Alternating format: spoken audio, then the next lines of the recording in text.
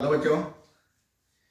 बच्चे, मैं जो यहाँ पर अभी क्लास लेने के लिए भी आया हूँ, ये आप लोग की डिमांड पर मैं कुछ बड़े बड़े क्वेश्चन का revision as a revision class लेने के लिए आया हूँ। बच्चे, जो क्वेश्चन मैं आपको पहले पढ़ा चुका हूँ और अभी जो एग्जामिनेशन है उस एग्जामिनेशन के लिए ये सारे क्वेश्चन अभी जो मैं एक एक करके बारी बारी से क्वेश्चन आपको बताऊंगा। तो एक क्वेश्चन बहुत ही इंपॉर्टेंट है। आप लोग का डिमांड था कि सर अगर आप हम लोग को कुछ रिवीजन करवा देते तो अच्छा होता, क्योंकि ये क्वेश्चन आप बहुत पहले पढ़े हैं। उस समय का जो ड्यूरेशन था बड़ा हाइपर ड्यूरेशन था, तो उस समय एक क्वेश्चन आप पढ़े हैं, तो मेरे को लगा कि चलिए मैं जो कॉपरेट आपको कर सकता हूं। और इस कॉपरेशन का टाइमिंग, हम लोग के पास अभी इतना टाइम नहीं है कि क्लास में, ऑफलाइन क्लास में आपको मैं रिवीजन करा सकूं, क्योंकि अपना सिलेबस का अपना एक इशू है। तो चलिए बच्चे, मैं आपके पास आज आया हूं आज एक क्वेश्चन लेकर के। The name of question is transformer. ऐसा नहीं बच्चे कि आप ट्रांसफार्मर नहीं देखे हो, सारे बच्चे ट्रांसफार्मर से नोन हैं, वो कहीं ना कहीं ट्रांसफार्मर देखे हैं। और जो चीज बच्चों को थोड़ा बहुत अगर कोई डाउट होगा तो देखो, मैं तुम्हें ट्रांसफार्मर दिखला रहा हूं। ये ट्रांसफार्मर का ये इंटरनल पार्ट है। अगर कंप्लीट कहीं पर तुम ट्रांसफार्मर देख रहे हो तो ऐसे ट्रांसफार्मर तुम जगह जगह लगे हुए देखे होगे, रोड में जगह जगह लगे देखे होगे। अगर तुम और ट्रांसफार्मर का काइंड ऑफ ट्रांसफार्मर का टाइप ऑफ ट्रांसफार्मर देखने का तुम इसको, तुम्हारे घर में स्टेबलाइजर होगा तो स्टेबलाइजर कुछ इस प्रकार का ट्रांसफार्मर लगा हुआ होता है। ये डिफरेंट डिफरेंट टाइप का ट्रांसफार्मर है बच्चे, जो अलग अलग डिवाइसेस में अलग अलग जगह पर काम आते हैं। अभी जो क्वेश्चन आप पढ़ रहे हो, अभी जो आप क्वेश्चन पढ़ रहे हो, उस क्वेश्चन को समझने के लिए अगर आप ए वाले ट्रांसफार्मर को अगर आप फोकस करो, जिसको हम अपर फिगर में भी मैं तुम्हें समझाने का प्रयास करूंगा, इस ट्रांसफार्मर को अगर तुम समझने का प्रयास करो तो ज्यादा बेस्ट रहेगा। कंसंट्रेट करना बच्चे कि तुम्हारे घर में एक स्टेबलाइजर है, वो स्टेबलाइजर में ट्रांसफार्मर लगा हुआ है। आज हम लोग इसी ट्रांसफार्मर का इंटरनल पार्ट है, मैं इसके बारे में आ रहा हूं कि क्या चीज है। तो इसी को फोकस करके तुम पढ़ाई करना, तुमको समझने में सुविधा हो जाएगी। और जो बात मैं यहां बोल रहा हूं, बच्चे, उस बात को तुम बहुत बार सुनना। इस क्लास को, इस वीडियो को तुम बहुत बार सुनना। उम्मीद करते हैं कि तुम्हें इस क्वेश्चन को करने में बहुत ज्यादा सुविधा होगा। क्या है ट्रांसफार्मर? आखिर घर में तुम स्टेबलाइजर का प्रयोग क्यों करते हो? घर में जो स्टेबलाइजर है, उस स्टेबलाइजर का प्रयोग तुम घर में क्यों करते हो? अगर इत्तेफाक से मैं तुम्हें एक स्टेबलाइजर दिखलाऊं तो एक घर का एक स्टेबलाइजर जो यूं पड़ा हुआ था, मेरे को लगा कि मैं इस स्टेबलाइजर को तुम लोग को मैं यहां पर दिखला दूं, एक अच्छा रहेगा। एक स्टेबलाइजर है। अभी इस स्टेबलाइजर में, इस स्टेबलाइजर का जो देखो यहां पर जो पार्ट है, इस पार्ट में हम लोग क्या करते हैं कि कोई अगर डिवाइसेस हमारे पास है, लाइक एज ए फ्रिज है, टीवी है, तो उसको मैं क्या करता हूं, यहां पर कनेक्ट करता हूं। अब ध्यान देना इन सभी बातों पर। यहां से मैंने इसके ले जा करके मैं इनपुट कर दिया। अब इनपुट करने से क्या फायदा होगा, अब मैं यहां से आउटपुट दूंगा तो क्या होगा, इन सभी चीजों पर बच्चे हम लोग अभी ध्यान देंगे।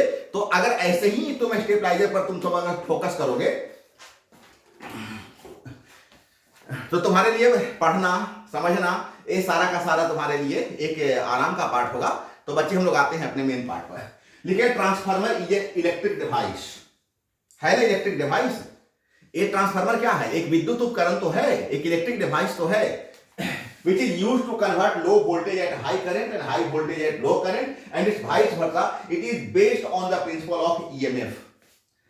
क्या काम है बच्चे? इस ट्रांसफार्मर का क्या यूज है? तो इस ट्रांसफार्मर का मेन यूज है कि घर में अगर वोल्टेज घट जाए तो वोल्टेज को बढ़ा देंगे, और इत्तेफाक से कभी वोल्टेज बढ़ जाए तो उस वोल्टेज को घटा देंगे, राइट ना। ज्यादा अगर आपको दिक्कत लगे तो सीधा लिखिएगा कि क्या, कि यह एक इलेक्ट्रिकल डिवाइस है जिसको हम क्या यूज करते हैं, convert low voltage at high current into high voltage at low current, है ना। यही ना काम करते हो, क्या करते हो, low voltage at high current into high voltage at low current. Voltage को बढ़ाने में, अगर वोल्टेज ज्यादा बढ़ जाए तो उसको घटाने में, यही हम लोग ट्रांसफार्मर का यूज करते हैं। मतलब ट्रांसफार्मर का प्रयोग करके हम घटे हुए वोल्टेज को बढ़ा सकते हैं या बढ़े हुए वोल्टेज को घटा सकते हैं। इसका मतलब है बेटा कि इस ट्रांसफार्मर में दो फंक्शन होंगे। एक काम होगा वोल्टेज को बढ़ाना और एक काम होगा वोल्टेज को घटाना। क्या करेक्ट ना? वोल्टेज को बढ़ाना और वोल्टेज को घटाना। तो बच्चे, आप ट्रांसफार्मर में आप देखे होंगे जो आपका एक ऐसा स्टेबलाइजर, उसमें खुट्टी लगा हुआ रहता है। खुट्टियां समझ रहे हो ना, हम लोग उसको देखते हैं इसमें है क्या।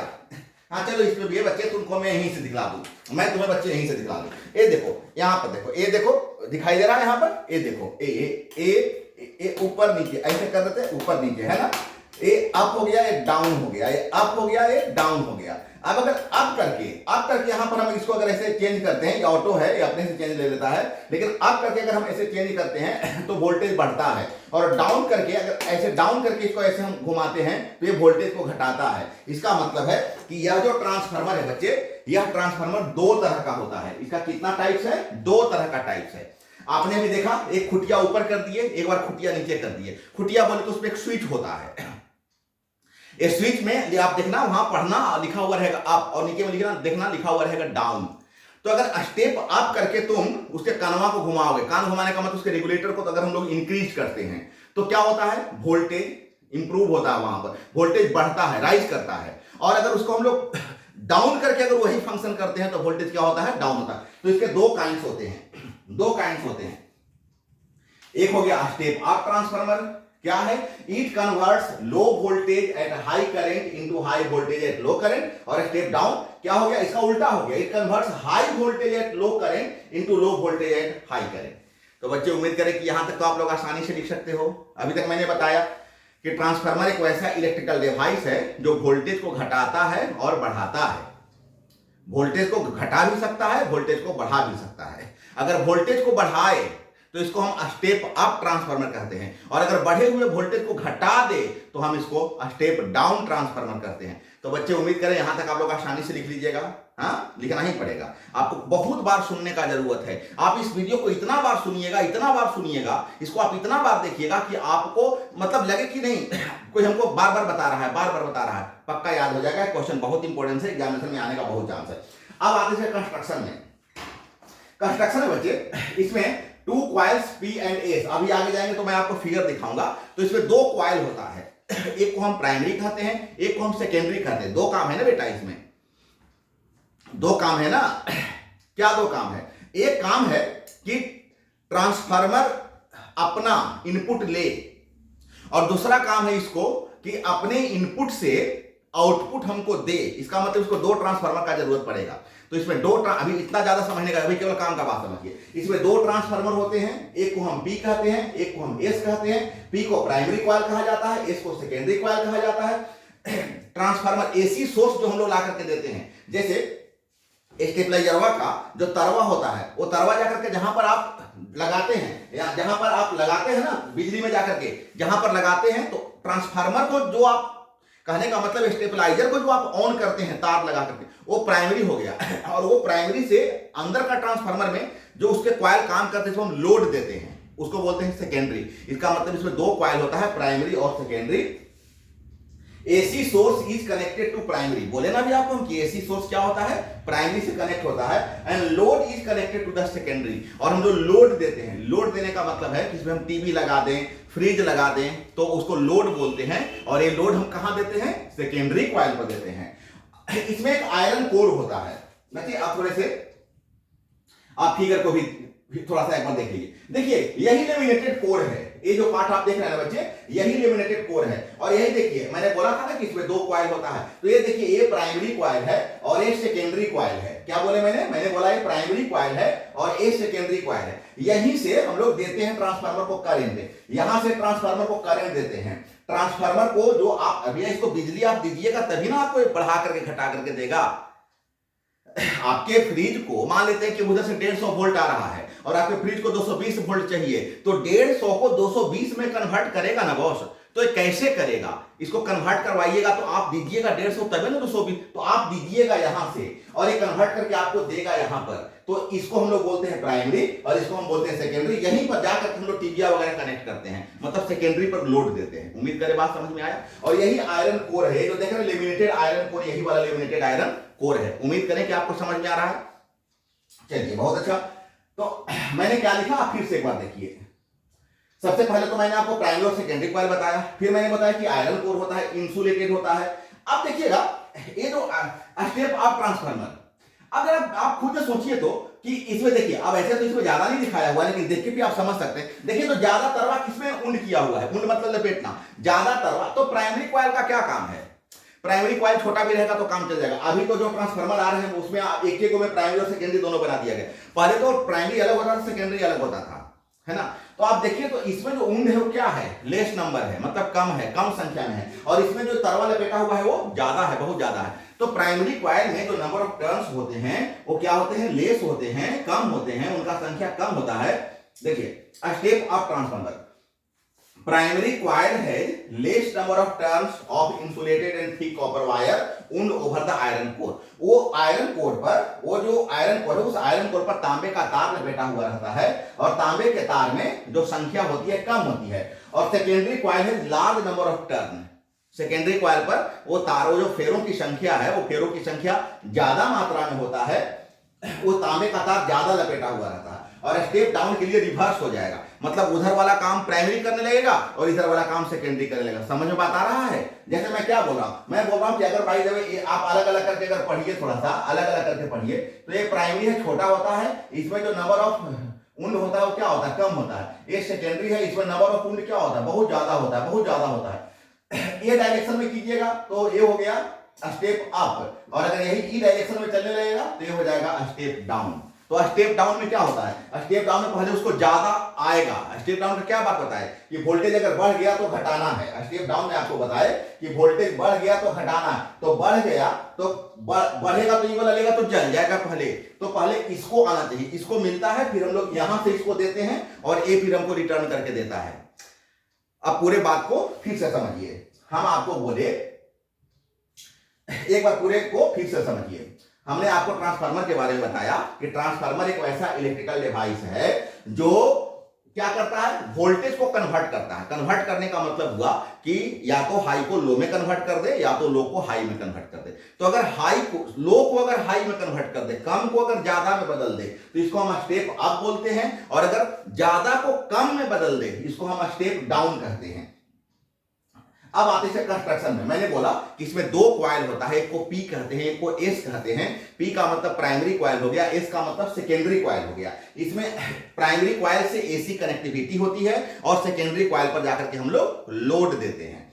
अब हम आयरन कोर का बात करते हैं। तो आयरन कोर में आपको बताया कि इंसुलेटेड होता है, लेमिनेटेड होता है, और इसका भी दो, ये जो आयरन कोर है इसका भी दो पार्ट है। एक को हम स्टेप अप ट्रांसफार्मर के लिए यूज करते हैं, तो स्टेप अप ट्रांसफार्मर में कम संख्या में लपेटा हुआ रहता है, मतलब इसमें फेरों की संख्या कम होती है, और स्टेप डाउन ट्रांसफार्मर में, सॉरी, प्राइमरी में फेरों की संख्या कम होती है और सेकेंडरी में फेरों की संख्या ज्यादा होती है। और स्टेप डाउन के लिए यही रिवर्स हो जाता है, उल्टा हो जाता है। मतलब ये प्राइमरी था, ये अगर मैं बोलूं कि ये प्राइमरी थोड़ा छोटा था, सेकेंडरी बड़ा था, तो ये हो गया कि वोल्टेज घटा है उसको बढ़ाएगा, ये बढ़ा देगा, इसका काम ही है बढ़ना। अगर पलट करके उधर से आइए तो ये बढ़ा हुआ वोल्टेज है उसको क्या करेगा, घटा के बाहर देगा। तो उम्मीद करें बच्चे यहां तक आप लोगों को समझ में आएगा। बिल्कुल समझना होगा, बिल्कुल आपके भाषा में मैं बोलने का प्रयास कर रहा हूं। बिल्कुल मैं कोई क्लासरूम का टीचर के हिसाब से बात नहीं कर रहा हूं, मैं आपको फ्रेंडली समझाने का प्रयास कर रहा हूं, जहां पर आपका अपना लैंग्वेज हो, अपना लिटरेचर हो, है ना। तो आप मतलब इसको समझने का प्रयास कीजिएगा, अदरवाइज आपको दिक्कत होगी। अब मैंने आपको फिर फिगर बता दूं, ये देखिए यही लेमिनेटेड आयरन कोर है। इस लेमिनेटेड आयरन कोर में ए पार्ट को मैं प्राइमरी बोल रहा हूं, मैं बोला यहां पर फेरों की संख्या कम होती है।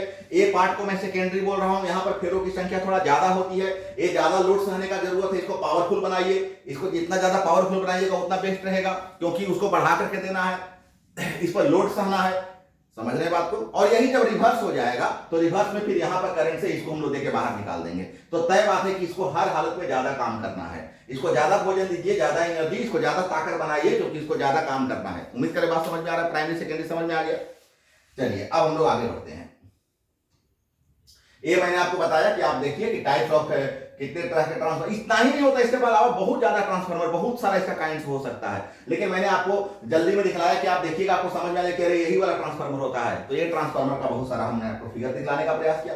अब हम आते हैं इसके एक्शन में, क्या क्रिया है। हाँ, इसमें एक बात और आपको मैं बताया था, ऊपर में एक बात और लिखा हुआ था जो जरूरी बात था, उस पर मैंने डिस्कस नहीं किया। आप सुन लीजिए, इसका प्रिंसिपल क्या है, what is the principle of transformer. तो मैंने यहां पर लिखा है कि it is based on the principle of EMF. It is based on the principle of EMF. यह विद्युत वाहक बल के सिद्धांत पर काम करता है।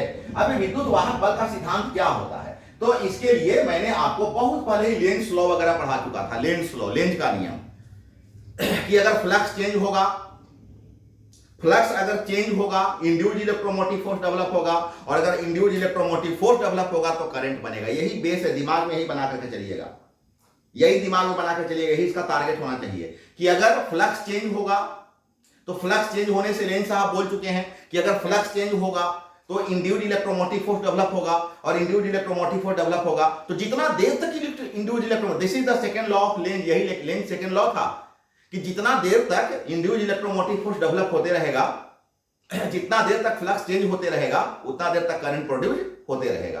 तो यही इसका बेस है, यही इसका सिद्धांत है, और इसी सिद्धांत पर इसको हम लोग को लेकर के आगे बढ़ना है। इसी को हम बोलते हैं प्रिंसिपल ऑफ इलेक्ट्रोमोटिव फोर्स। अब इसका एक्शन लिखे कि AC source is connected to the primary coil. ये तो हम शुरू से रटते आ रहे हैं कि एसी सोर्स कहां कनेक्ट करते हैं, प्राइमरी पर कनेक्ट करते हैं। So current change continuous periodically, तो करंट कैसा चेंज करेगा, पीरियोडिकली। एसी है ना, एसी तक का करंट पीरियोडिकली चेंज करता है, बिल्कुल ट्रांसवर्स नेचर का होता है। मैं यहाँ पर ज्यादा अभी कुछ मैं ये बता रहा हूँ कि इसका जो करंट होता है डायरेक्टली, मतलब पीरियोडिकली ऐसे चेंज होते रहता है, कंटिन्यूअस ऐसे चेंज होते रहता है। तो एक कंटिन्यूअस चेंज होते रहेगा, therefore magnetic flux link to the primary and secondary both changes. इसका मतलब है कि प्राइमरी और सेकेंडरी कॉइल का जो लिंक्ड है वो कंटिन्यूअस, उसका जो इलेक्ट्रोमोटिव फोर्स है क्या हो जाएगा, चेंज होते रहेगा। विद्युत वाहक बल क्या होगा, परिवर्तन होते रहेगा। और यही तो प्रिंसिपल था, सिद्धांत तो यही था कि किसी भी हालात में इसका इलेक्ट्रोमोटिव फोर्स चेंज करना है, और इसका इलेक्ट्रोमोटिव फोर्स चेंज होते जाएगा। एज ए रिजल्ट क्या रिजल्ट होगा, induced electromotive produce in the both primary and secondary coil. इसका रिजल्ट ये होगा कि दोनों कॉइल में, कौन दोनों कॉइल, प्राइमरी में और सेकेंडरी में, दोनों में कंटिन्यूअस इलेक्ट्रोमोटिव फोर्स क्या हो जाएगा, इंड्यूस्ड इलेक्ट्रोमोटिव फोर्स क्या हो जाएगा, चेंज होते रहेगा। यही तो उद्देश्य था हम लोग का, यही तो हमारे वैज्ञानिकों का एक जो टारगेट रहा होगा, उनका यही तो करने का एक सिद्धांत था कि किसी भी प्रकार से इलेक्ट्रोमोटिव फोर्स का कंटिन्यूअस चेंज करते रहो, क्योंकि इलेक्ट्रोमोटिव फोर्स अगर चेंज करते रहेगा तो वहां पर करंट डेवलप होते रहेगा। अब हम आते हैं कैलकुलेशन में, यहां से ज्यादा फोकस कीजिएगा। 5 मार्क्स का क्वेश्चन बनकर के आएगा, बड़ा क्वेश्चन है, लेकिन इतना बताने के बाद अगर आप नहीं लिख पाएंगे तो फिर आप, तय बात है कि आप विद्वान आदमी होंगे। फिर आपको अपना फोटो घर में लगा करके और उसका उसमें माला उला चढ़ा करके अगरबत्ती दिखाना चाहिए, अगर इतना समझाने के बाद भी अगर आपको समझ में नहीं आता है तो, क्योंकि फिर आप जीनियस होंगे, ग्रीनविच बुक में आपका नाम जाना चाहिए, ग्रीनविच बुक में। ध्यान दीजिए कैलकुलेशन पर।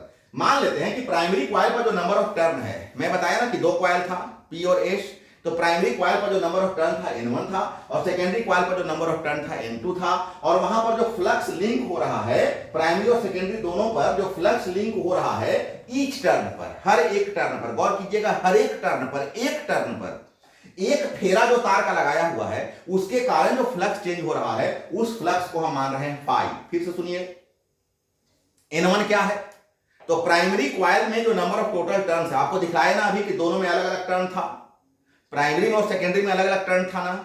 तो प्राइमरी में जो नंबर ऑफ टर्न है उसको हम N1 माने हैं, सेकेंडरी में जो नंबर ऑफ टर्न है उसको हम N2 माने हैं, और ईच टर्न पर, हर एक टर्न पर जो फ्लक्स चेंज हो रहा है वो चेंज हो रहा है फाई। तो फिर बता दीजिए, अच्छा यहां पर लिखिए, आप ध्यान दीजिएगा, ऐसे याद रहे तो लिखिएगा, नहीं तो कोई बहुत बड़ा बात नहीं है। नहीं याद रहे तो सीधे आप डायरेक्ट ए लाइन भी लिख सकते हैं, ए वाला लाइन भी लिख सकते हैं, लेकिन तो लिख दीजिएगा, if there is no leakage of magnetic flux, अगर मैग्नेटिक फ्लक्स में कोई लीकेज नहीं हो रहा, लीकेज का मतलब कोई वेस्टेज नहीं हो रहा है।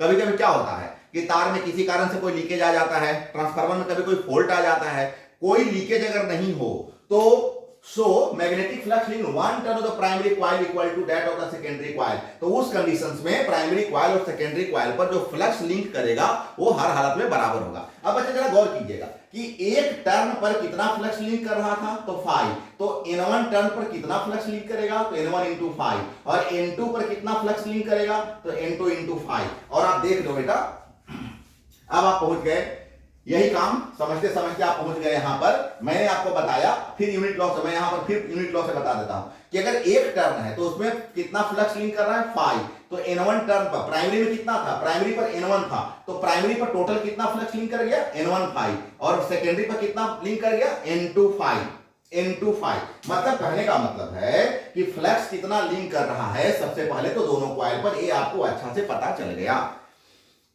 प्राइमरी और सेकेंडरी दोनों कॉइल पर कितना फ्लक्स लिंक कर रहा है ये आपको बहुत ही अच्छा से पता चल गया। तो फिर अगर अच्छा से पता चल गया तो अब आप लेंस लॉ लगाने में आपको कोई प्रॉब्लम्स नहीं होना चाहिए। क्या है लेंस लॉ? तो लेंस साहब ने बताया था कि E is equal to minus D phi by D T, D phi by D T, यही बात लेंस ने बताया था।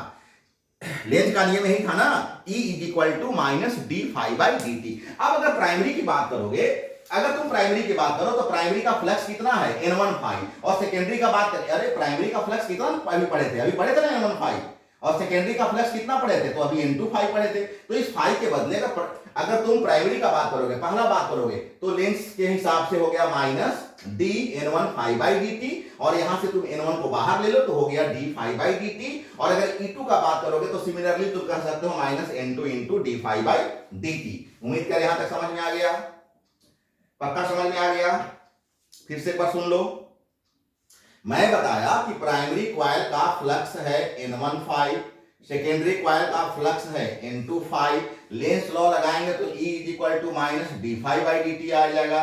अब एक बार ये पुट करेंगे फाई के बदले तो E1 निकल जाएगा, एक बार ये पुट करेंगे फाई के लिए तो E2 निकल जाएगा। अब जब दोनों निकल गया तो हम दोनों को बाई करके देखते हैं कि क्या होता है। अब दोनों को जब बाई करेंगे तो दोनों में D phi by D T और माइनस कट जाएगा, इसका मतलब E1 by E2 is equal to N2 by N1। यहां तक कर सकते हो, यहां तक तो आराम से हो सकता है ना, यहां तक तो कोई प्रॉब्लम्स नहीं होना चाहिए। क्या मैंने बताया कि E1 by E2 is equal to, नहीं यहां उल्टा लिखा गया, सॉरी, यहां N1 बाई N2, या तो फिर अगर यहां तुम N2 बाई N1 लिखे हो तो यहां E2 बाई E1 कर लेना, very sorry E2 by E1 कर लेना, E2 बाई E1 कर लेना, E2 बाई E1 कर लेना। क्या था? E2 बाई E1 करेंगे, E2 का मान क्या था? Minus N2 d phi by D t by E1 का मान क्या है? Minus N1 d phi by D t. यहां d phi by D T और माइनस माइनस कट गया, मतलब E2 by E1 is equal to N2 by N1। एक equation हम लोग को मिला, कर सकते हो ना? एकदम सिंपल है, सिंपल बोले तो सिंपलेस्ट है, श्योर करना, बहुत इजी है, बहुत इजी है। मैं फिर बता दूं, यहां पर 2 लिख लेना, यहां पर 1 लिख लेना, शायद तुम्हारे कॉपी में ऐसा संभाल कर लिखवाया हुआ होगा।